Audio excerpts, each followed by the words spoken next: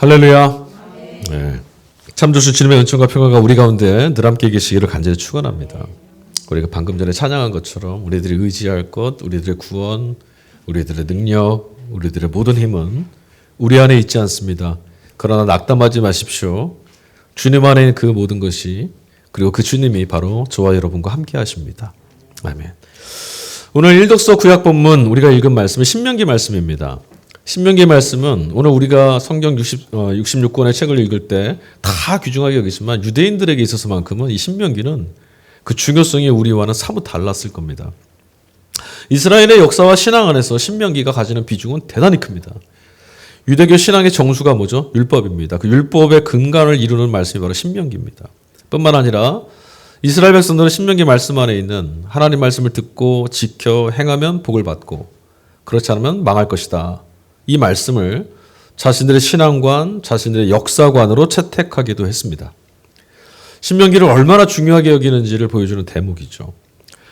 헬라어로는 이 신명기를 헬라어로 기록된 70인역이라는 성경에서는 듀테로노미온이라고 하는 이름을 붙였어요. 다시 무슨 뜻이냐? 두 번째 율법이다, 이런 뜻입니다. 첫 번째, 두 번째. 그런데 본래 히브리어 이름은 이것과 좀 다릅니다. 히브리어 이름은 엘레하 드바림이라고 해서 이것은 말씀이다, 이런 뜻이에요.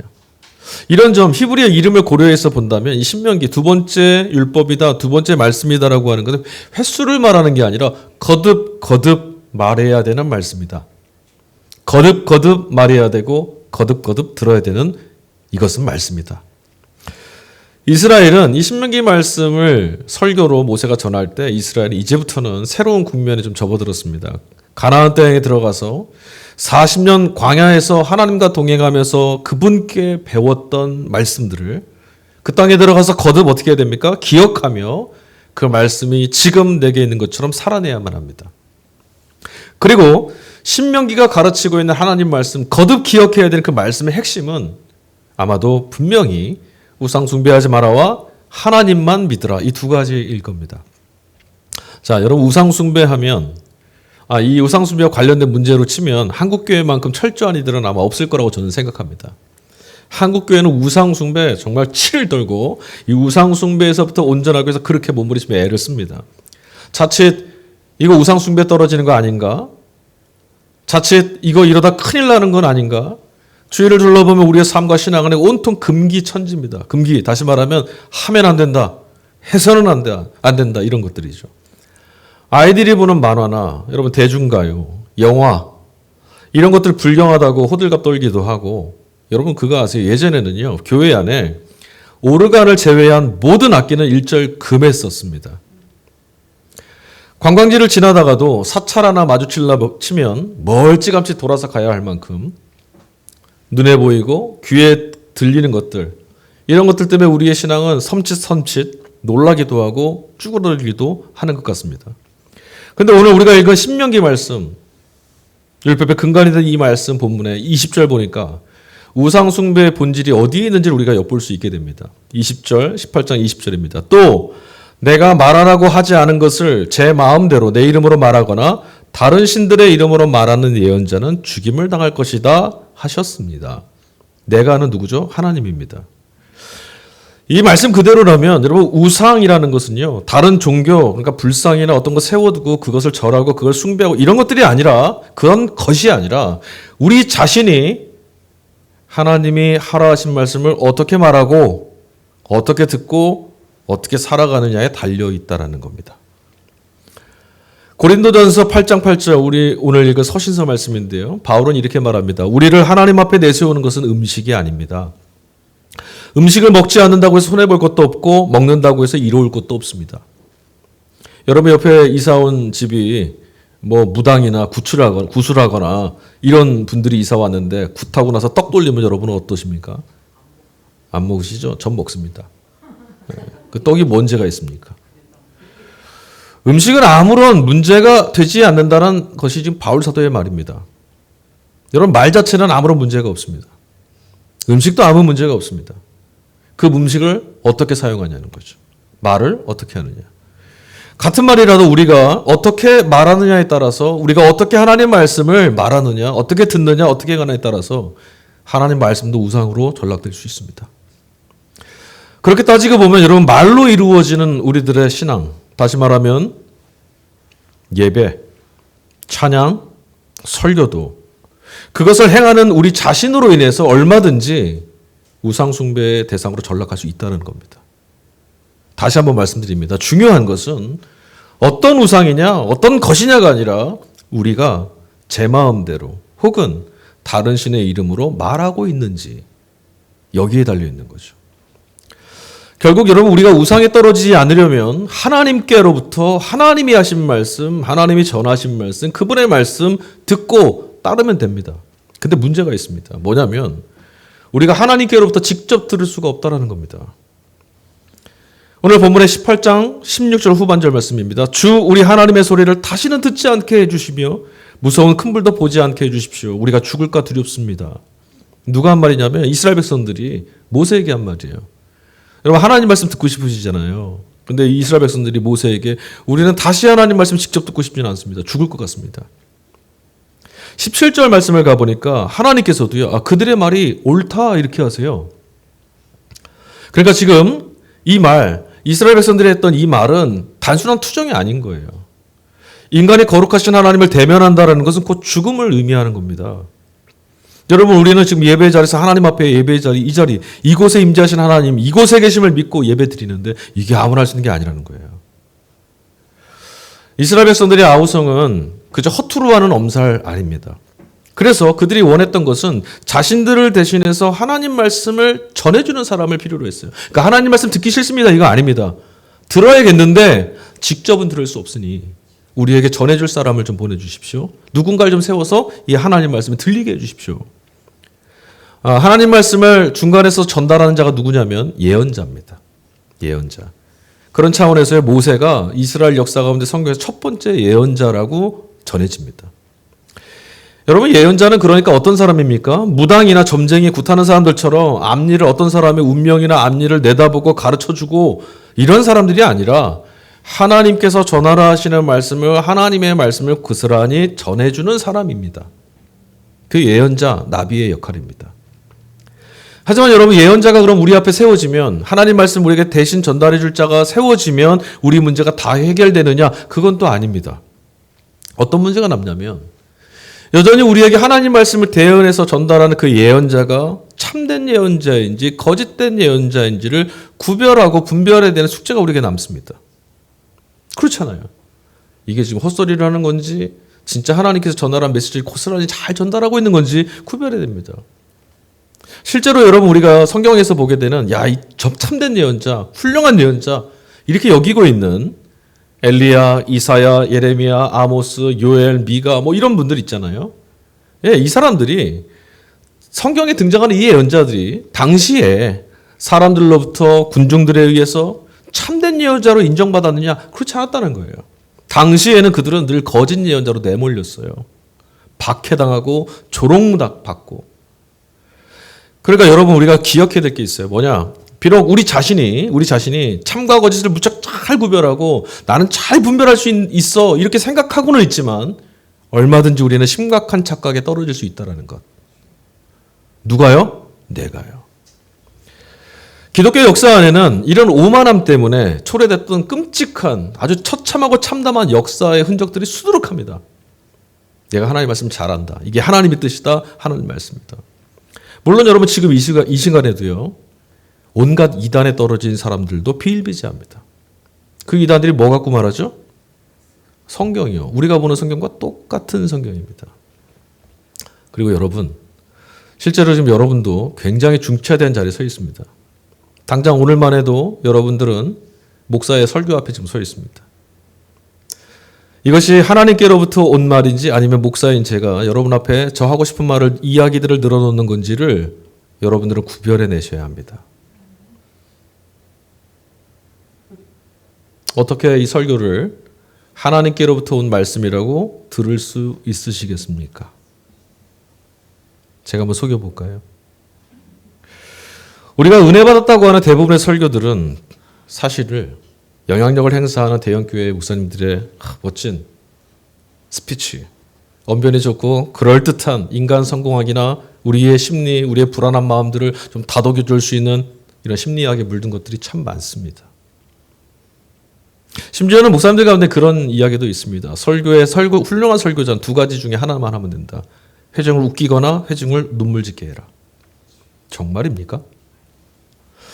아니, 애당초에 하나님이 주시는 말씀이라고 하는 개념이 우리에게 있을까? 설교를 들을 때 이것은 하나님께서 지금 이 시간 역사를 뚫고 내게 찾아와 외치시는 말씀이다.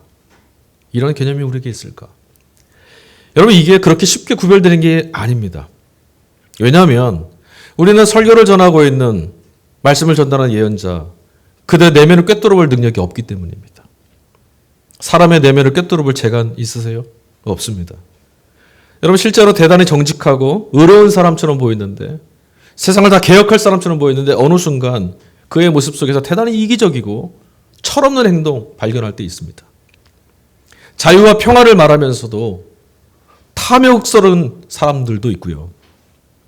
사람들을 대할 때 한없이 친절하고 상냥한 목사님이지만 함께 일하는 이들이나 가정에 들어가서 고압적이고 위압적이며 폭력을 휘두르는 분들도 있습니다. 그러니까 우린 잘 모릅니다. 그런데도 진리와 비진리를 마치 두부 자르는 것처럼 손쉽게 구별할 수 있는 것처럼 큰 소리를 치거나 나는 그리할 수 있다고, 우리들은 그렇게 할 수 있는 사람들이라고 행세하는 분들이 있는데 이건 대단히 위험천만한 모습입니다. 여러분, 과연 이스라엘 신앙 공동체는 그런데 어떻게 하나님 말씀을 드러낼 수 있었을까요? 어떻게 역사 안에서 이 치열한 내면을 꿰뚫어볼 능력도 없고 삶과 환경은 너무나 엉망진창인데도 하나님 말씀을, 전달되어 들려지고 있는 하나님 말씀을 드러낼 수 있었을까? 어떻게 참과 거짓을 구별할 수 있었을까? 여러분, 어떻게 참과 거짓을 구별하실 수 있겠습니까? 근데 오늘 우리가 읽은 신명기 말씀, 모세가 전했던 이 말씀 그대로만 따른다면 참과 거짓을 구별할 수 있는 근거는 비교적 명백하고 너무나 쉬워 보입니다. 모세가 뭐라 말했냐면 그가 거짓 예언자라면 분명히 죽임을 당할 것입니다. 다시 말하면 이거 무슨 뜻이냐면 그의 예언은 결코 성취되지 않을 것입니다. 이런 뜻이죠. 근데 우린 지나야 합니다. 진짜 성취되는지. 그리고 실제로 우리들의 삶에서 오히려 그렇지 않은 정반대의 모습을 볼 때가 참 많습니다. 우리가 정직한 사람들, 하나님 말씀에 잇대어서 자신이 전하기 너무나 힘들지만 부담스럽지만 전하라 하셨으니 우리에게 주신 말씀이니 고스란히 전달하는 이들, 오늘 정직한 사람들 우리 몰라볼 때가 참 많습니다. 파렴치한 이들에게 꼼짝없이 속아왔던 기억도 있습니다.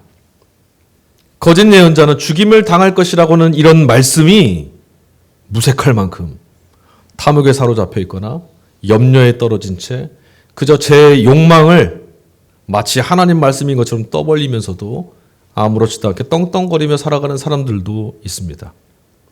여러분, 이런 현실 속에서 하나님 말씀을 듣는다는 것은 너무나 아득하고 멀게 느껴지는 일입니다. 그런데도 이런 문제를 심각하게 여기는 분들은 많이 없는 것 같습니다. 어떻게 들어야 할까? 그냥 세상이 다 그러니 어쩔 수 없다 이렇게 체념하거나 그냥 그러려니 무관심하고 냉소적인 방관자들이 되어가는 것은 아닐까 생각이 듭니다. 예수님 어떤 분이십니까?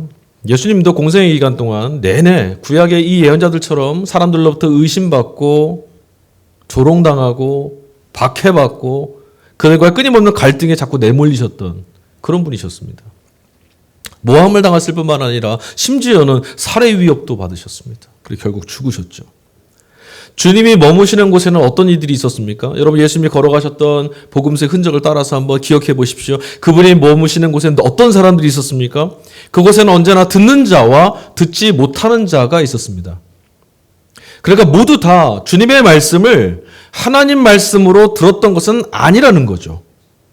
누가 말씀하셨다고요? 예수님이 말씀하셨는데. 제자들을 세우신 이후에 예수님께서는 가버나움이란 동네에 들어가셨다고 합니다. 오늘 복음서 말씀은 그때 일어난 일입니다.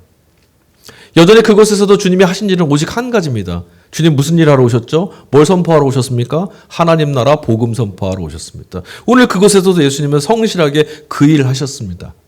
그런데 오늘 말씀 안에 되게 재미난 참 신기한 구절이 하나 있어요. 예수님께서 하나님 나라 복음을 전하시고 있는 사람들이 뭐라 하냐면 그 가르침에 놀랐답니다. 이유는 써 있습니다. 명백하게 써 있는데 뭐라 써 있냐? 그의 가르침이 서기관들의 가르침과 같지 않았던 까닭이다.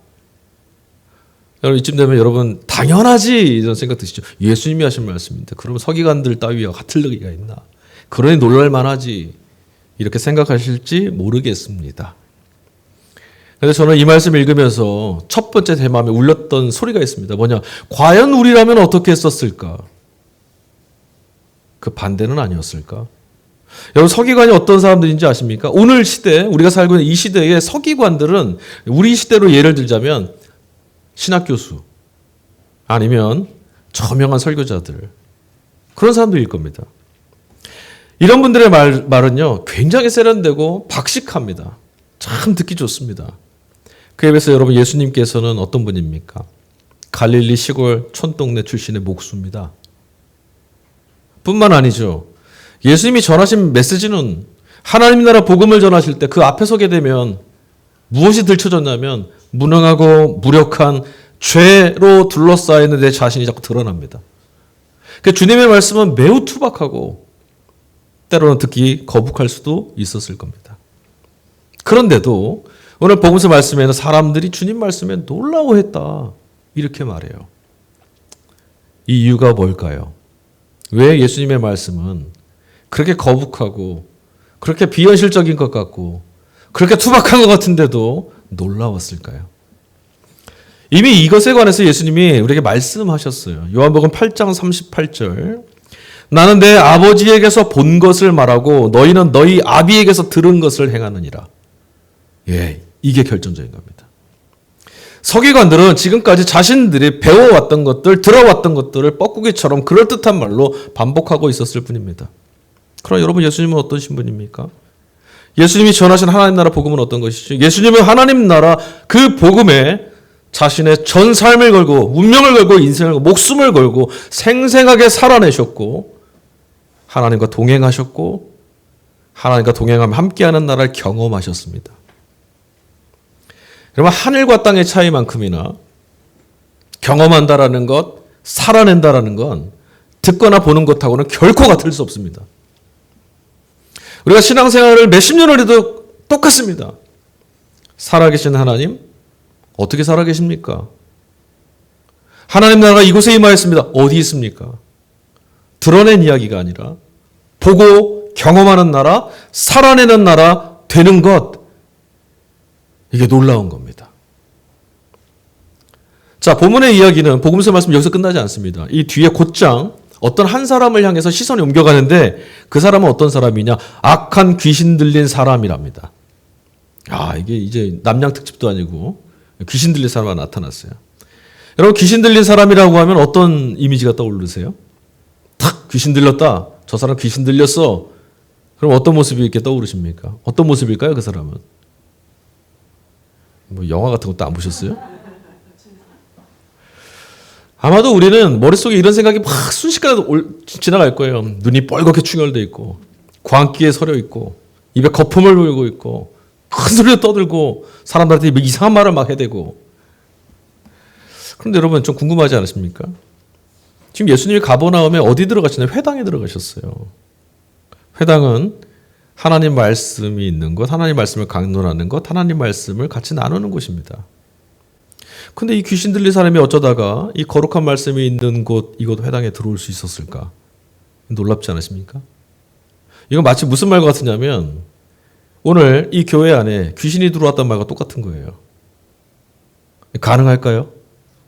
이게 도대체 무슨 일일까요? 뭔가 이상합니다. 본문의 말씀에 등장하고 있는 귀신 들린 자, 귀신의 정체가 사실 우리가 생각하고 있는 그런 것과는 좀 다릅니다. 우리말 성경에는 악한 귀신 들린 자, 악한 영에 사로잡힌 자 이렇게 표현되어 있지만 헬라어 원어에는 귀신 들린 사람을 표현하는 단어가 토푸뉴마토 아카다르톤이라고 하는 단어를 사용해요. 아카다르톤, 악한 푸뉴마 영. 이 앞에 푸뉴마라고 하는 단어가 굉장히 익숙하죠. 여러분 신앙생활 좀 교회 안에서 좀 하셨다 하면 이 푸뉴마라는 단어는 굉장히 익숙할 겁니다. 루아흐, 푸뉴마 이런 단어. 푸뉴마라는 단어의 뜻은 공기, 호흡, 정신, 영 이런 뜻을 갖고 있어요. 더 놀라운 건 신약 성경에서는 이 단어를 성령을 지칭할 때 사용합니다. 그러니까 귀신이라고 번역된 이 단어가 오늘 우리가 생각하는 그런 귀신과 좀 다른 의미라는 걸 알 수 있어요.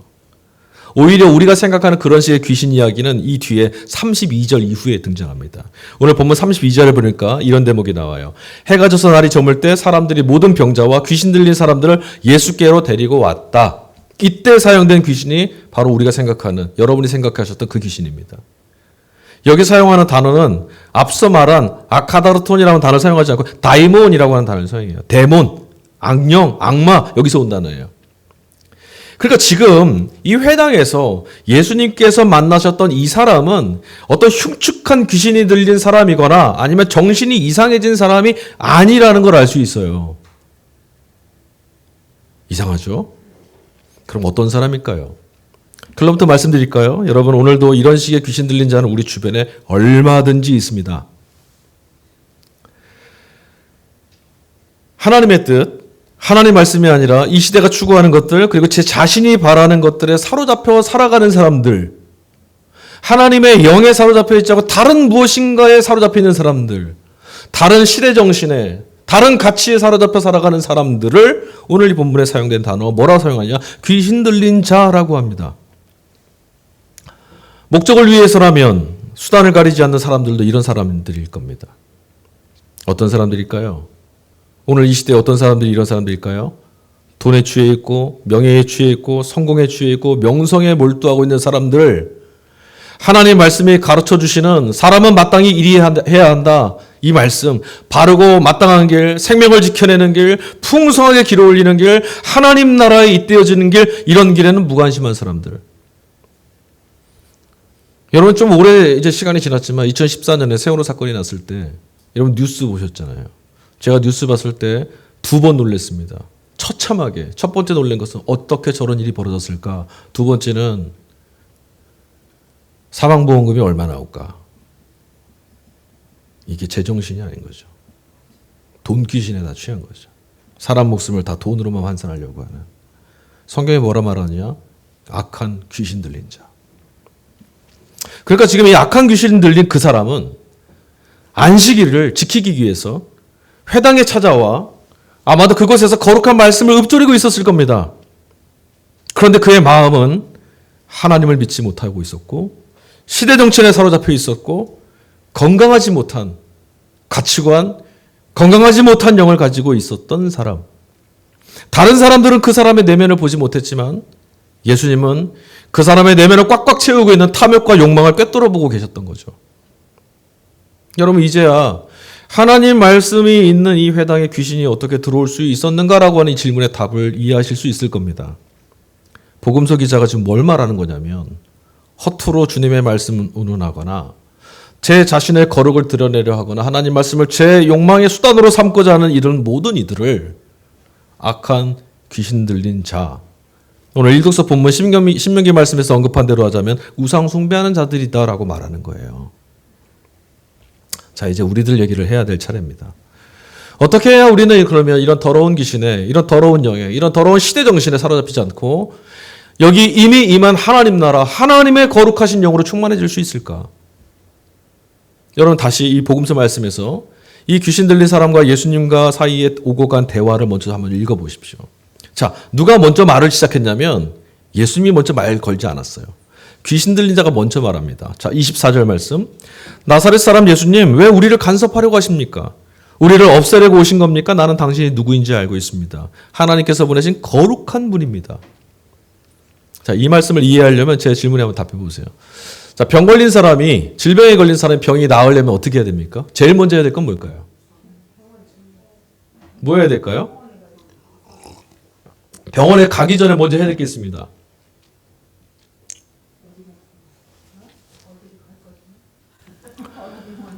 병 걸린 자가 병이 나으려면요, 자신이 병 걸렸다는 사실을 알아야 됩니다. 그렇지 않습니까? 내가 병 걸린 줄 모르고 평생 살다가 어느 날 갑자기 건강검진 갔다가 깜짝깜짝 놀라는 거잖아요. 똑같아요. 귀신 들린 자가 귀신으로부터 자유를 얻으려면, 벗어나려면, 아, 내가 귀신 들렸구나. 악한 영에 사로잡혀 있는 자가 거룩한 영에 사로잡히려면, 아, 내가 더럽고 악한 영, 하나님 나라, 하나님 복음에 맞지 않은 영에 사로잡혀 있구나. 이 사실을 알아야 돼요. 안 그러면 어떻게 벗어나요?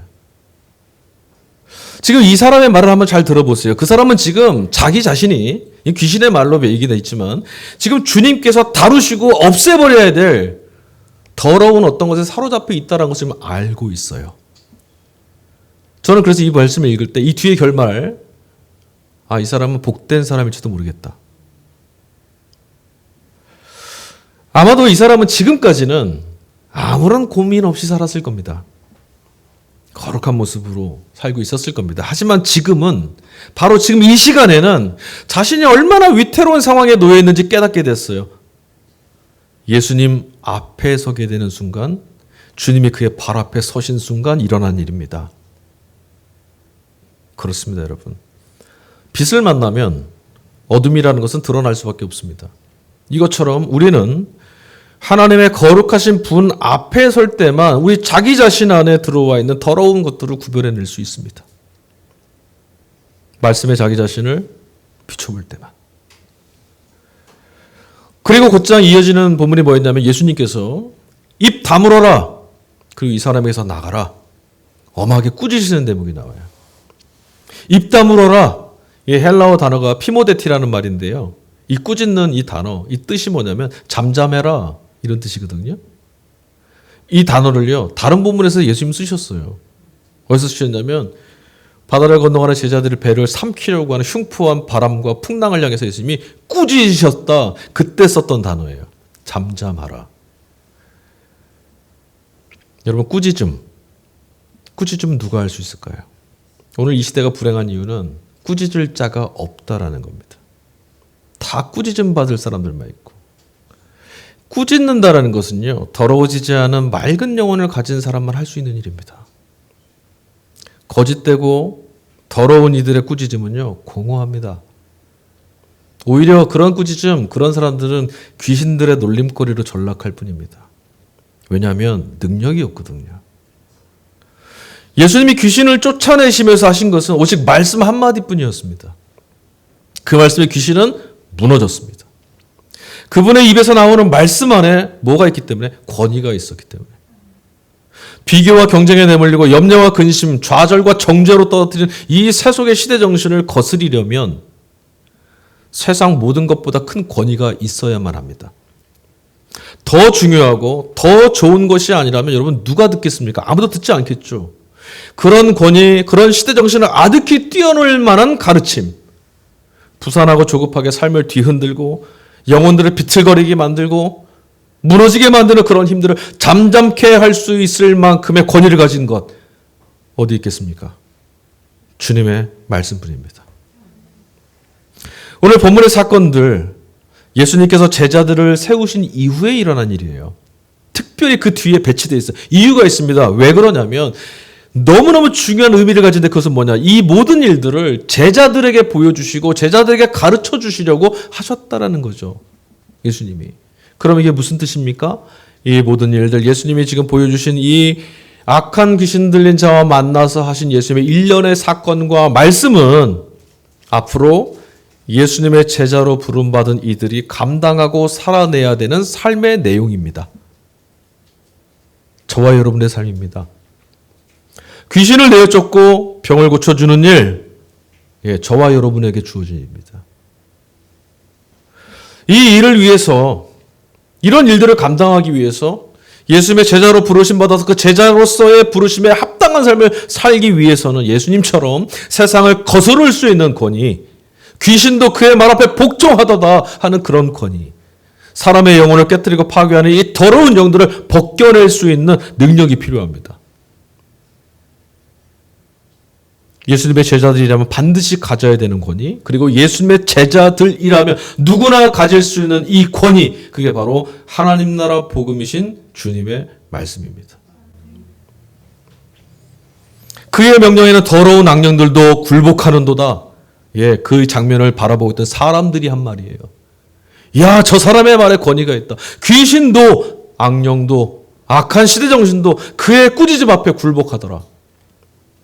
여러분, 과연 오늘 교회 안에 그리고 주님의 제자된 우리들에게 이 악한 영을 굴복시킬 만한 권위가 있을까요? 사람들의 마음을 병들게 하는 시대 정신을 꾸짖을 권위, 그런 악하고 패역한 시대가 듣고 순복할 만한 권위 말입니다. 아니야, 그렇게 사는 것 아니야. 그건 틀렸어 라고 말할 수 있는 권위. 혹시 우리는 그런 권위들을, 세속의 권위를 부러워하진 않았습니까? 우리가 또 교회가 아무리 세상을 향해서 외쳐도 꿈쩍도 하지 않는 시대입니다. 이런 오늘의 현실 예사롭게 볼 수가 없습니다. 중요한 게 뭔지 아십니까? 결코 교회의 권위가 중요한 게 아닙니다. 교회가 전하는 말이 권위를 가지기 위해서는 더 중요하고 더 본질적인 것은 모든 권위 되시는 그리스도의 말씀에 잇대어져 있느냐. 여기 달려있단 말이죠. 우리의 교단이, 우리 기독교가, 우리 교회가 이건 중요치 않아요. 여러분, 그렇다면 예수님의 권위는 무엇이었습니까? 왜 예수님 말씀에는 권위가 있었을까요? 오늘 같이 읽은 마가복음 1장 15절에 이미 예수님이 말씀하신 복음이 있죠. 우리 지난주에도 말씀 읽었어요. 때가 찼고 하나님 나라가 가까이 왔으니 회개하고 복음을 믿으라. 예수님은 자신이 전하신 모든 말씀은, 그분이 살아내신 모든 삶은 하나님 나라 복음, 본인이 전하셨던 이 복음과 완벽하게 일치되어 있었습니다. 이게 핵심입니다. 주님의 말씀은 언제나 하나님 말씀을 드러냅니다. 그래서 그분의 말씀은 곧 하나님의 말씀인 겁니다. 그분을 보면 하나님의 얼굴을 보는 것과 같습니다. 주님은 아주 작은 어둠이라도 발견해내시고 반대로 세상을 모두 덮고도 남을 만큼 짙은 어둠, 권세를 가진 것 같은 그런 어둠이라 할지라도 서슴지 않고 꾸짖으실 수 있을 만큼, 그리고 모든 어둠을 밝음으로 바꿔내실 수 있을 만큼 맑고 투명하신 분이었습니다. 그러므로 이제 우리도 그리스도이신 예수님 안에서 하늘의 때가 찼다라는 것을 깨닫고 그 나라가 임하였다는 이 사실을 발견할 수 있을 만큼 맑은 영혼을 가지는 것이 우선이 아니겠습니까? 사랑하는 교회 여러분, 주님의 말씀을 들으십시오. 회개하고 복음을 믿으라. 복음이신 예수님을 믿으십시오. 자기 마음대로 실없이 내뱉는 말들, 다른 신의 이름으로 부자, 성공, 명예, 인생의 복들, 허탄한 자본의 신들, 그들이 내뱉는 말에 속거나 휘둘리지 마시고 오직 십자가와 부활을 지나서 마땅히 하나님께서 전하라 하신 말씀, 온전한 말씀 그 자체가 되신 그리스도만을 굳게 붙들고 사십시오.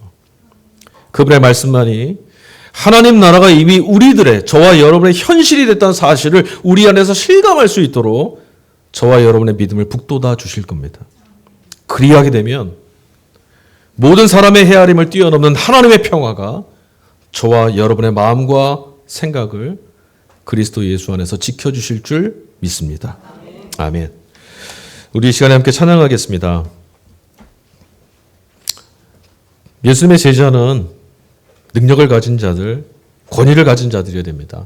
왜냐하면 악한 영의 득실거리 세상을 거슬릴 수 있어야 되고 들으라 말할 수 있어야 되고 주눅들지 않고 여기 임한 하나님 나라를 증언할 수 있어야 되거든요. 우리들의 능력이 어디 있습니까? 우리들의 권위가 어디 있습니까? 예수님 보여주셨어요. 하나님께, 하나님 나라에. 그러므로 우리들의 모든 권위는 예수님께 있어요. 그분의 말씀에 세상의 유혹과 시험이 덮쳐올 때 그런 시대 앞에 당당히 맞서서 나는 어찌하면 좋을까 좌절하고 낭만하는 것이 아니라 아니다, 틀렸다, 그건 빛이 아니다, 어둠이다, 빛으로 나오라 말할 수 있는 권위. 주님 우리에게 이 복음의 능력을 회복해달라고 우리 이 찬양으로 주님 앞에 간절한 고백 올리도록 하겠습니다. 세상